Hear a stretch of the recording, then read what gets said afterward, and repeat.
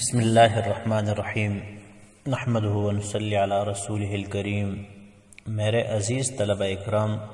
اس سے پہلے 2 لیکچرز میں مختصراً ہم نے تہذیب، اسلامی تہذیب اور پھر اسلامی تہذیب کے عناصر اور عوامل پر مختصراً گفتگو کی، اور آج ہم اسلامی تہذیب کی چند بنیادی خصوصیات و امتیازات کے بارے میں گفتگو کریں گے۔ اسلامی تہذیب کی خصوصیات تو بہت زیادہ ہیں کہ ان میں سے ہر ایک خصوصیت پر ایک کتاب لکھی جا سکتی ہے، لیکن ظاہر بات ہے کہ طلباء کی ضرورت کے پیش نظر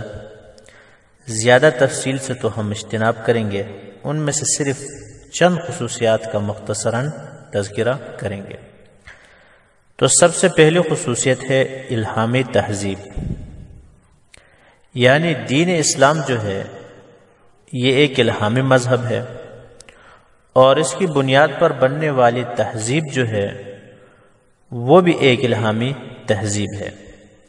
اسلامی تہذیب کی بنیاد وہی ہے، قرآن و سنت سے ماخوذ ہے، اور انسان کے جو فلسفیانہ فکر ہے اس سے اسلام کا تعلق نہیں ہے۔ اس کے علاوہ دوسری تہذیبوں میں انسانی فلسفہ اور انسانی عقل کا عمل دخل زیادہ ہے، تو ظاہر بات ہے کہ وہی ہر اعتبار سے عقل سے اعلیٰ ہوتی ہے، کیونکہ انسانی سوچ میں، انسانی فلسفے میں غلطی کا احتمال بلکہ یہ غلطی کا یقین رہتا ہے، جبکہ وحی میں ذرہ برابر بھی غلطی کی گنجائش نہیں ہوتی ہے۔ اور دوسری خصوصیت ثبات و دوام ہے، چونکہ تہذیب وحی خداوندی سے متصف ہے، تو ظاہر بات ہے کہ وہ ایک ابدی چیز ہے اور اس کے اندر دوام اور ثبات ہے۔ زمانے کے لحاظ سے، مکان کے لحاظ سے اس کوئی تغیر و تبدل اس میں وقوع نہیں ہوتا، بخلاف دوسرے تہذیبوں کے کہ جو ہر وقت بدلتی رہتی ہیں۔ اس کے علاوہ اس کی تیسری خصوصیت واقعیت پسندی ہے کہ یہ تہذیب جو ہے سچائی، حقیقت اور صحت پر مبنی ہے، اس میں غموس نہیں ہے، اس میں ابہام نہیں ہے، اس میں کوئی مبالغہ،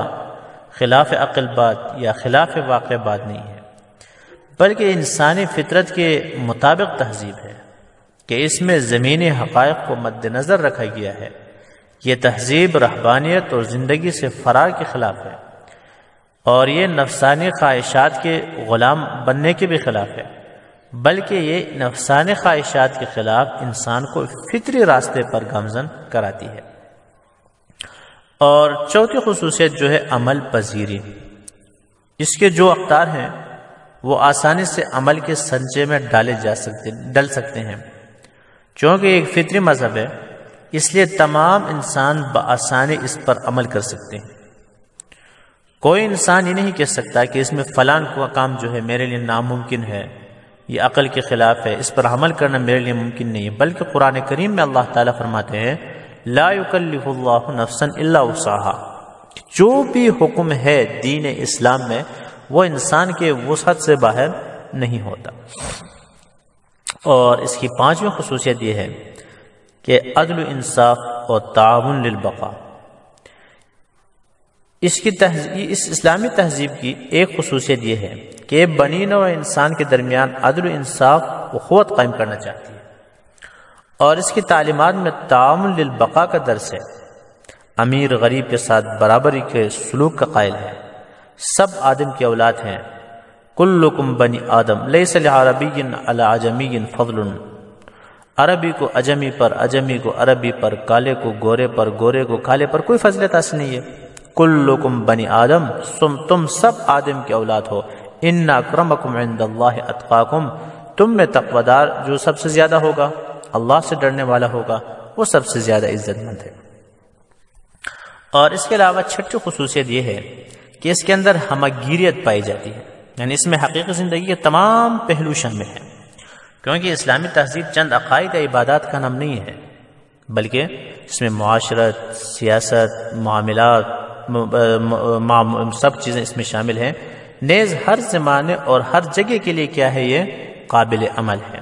یعنی اس کے اندر ہمگیریت بھی پائی جاتی ہے اور عالمگیریت بھی پائی جاتی ہے۔ ہمگیریت کا مطلب یہ کہ زندگی کے ہر پہلو کو شامل ہے، چاہے انسان جس زندگی کے جس شعبے سے تعلق رکھتا ہو تو اس کے لیے دین اسلام میں رہنمائی موجود ہے، یہ تہذیب اس کے لیے قابل عمل ہے۔ اور اسی طرح عالمگیریت بھی پائی جاتی ہے کہ دنیا کے تمام جہاں بھی آپ جائیں، قل یا ایھا الناس انی رسول اللہ الیکم جمیعا، تمام لوگوں کی طرف رسول بنا کر بھیجا گیا ہے۔ تو ظاہر بات ہے صرف قرآن کا ارشاد نہیں ہے، ویسے اگر تجربہ بھی ہمارا ہی ہے اور خود تاریخ پر بھی نظر دوڑائیں تو ہر قوم کے لیے، ہر جگہ کے لیے یہ اسلامی تہذیب جو ہے وہ کیا ہے، قابل